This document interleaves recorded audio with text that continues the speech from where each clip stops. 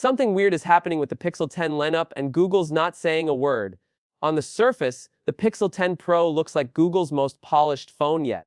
But the regular Pixel 10 is quietly getting left behind, and once you hear why, you might think twice before buying it. Welcome back, viewers! James here! If you're into tech that's exciting, unexpected, and sometimes a little frustrating, you're in the right place. Hit that like button, share this video with your favorite Pixel fan, and don't forget to subscribe for more deep dives just like this.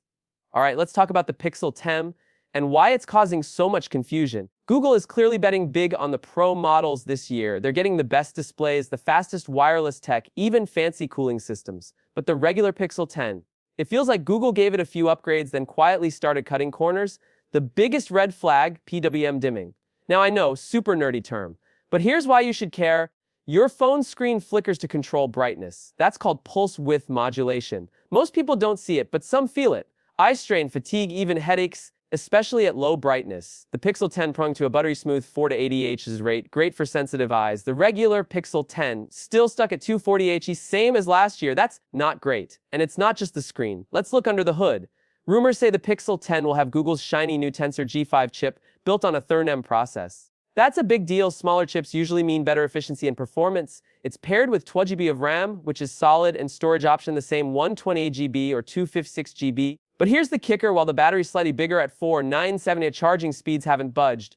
We're still looking at 29 W wired and 50 W wireless. In 2025, that's starting to feel slow. Oh boy, on paper, the Pixel 10 has a triple lens setup, a 40MP main sensor, 12MP ultra-wide, and for the first time ever on a non-Pro Pixel, a 10.8MP telephoto lens with 5x zoom. Sight, right? Until you realize the main camera is actually a downgrade. It's the same sensor used in the mid-range Pixel 9a. That's right. Google might be recycling parts from its budget lineup for a flagship phone.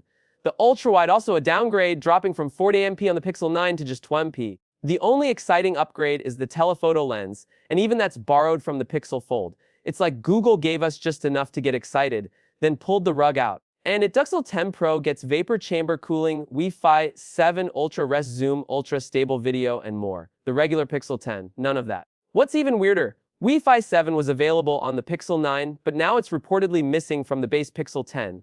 That feels like a step backwards for no good reason. Even the design feels too familiar.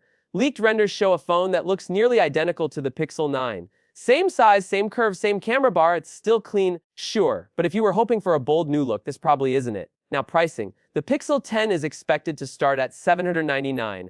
That's not terrible until you realize the Pro model, with all those exclusive features, might just be a couple $100 more. If Google's strategy is to make the base model feel like a compromise, they're nailing it. It's starting to feel like we're being pushed into a pro or nothing situation. But here's where things get interesting. Despite the downgrades, the Pixel 10 could still be a sleeper hit.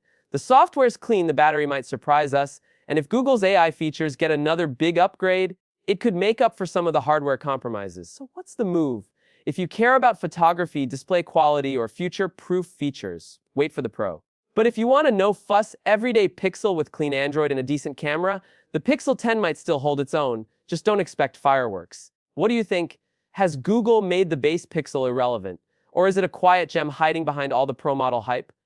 Drop your take in the comments. I'll be watching. And hey, if you found this breakdown helpful, give it a thumbs up, share it around, and don't forget to subscribe so you don't miss the full review when this thing drops. Until then, stay curious, stay sharp. James out.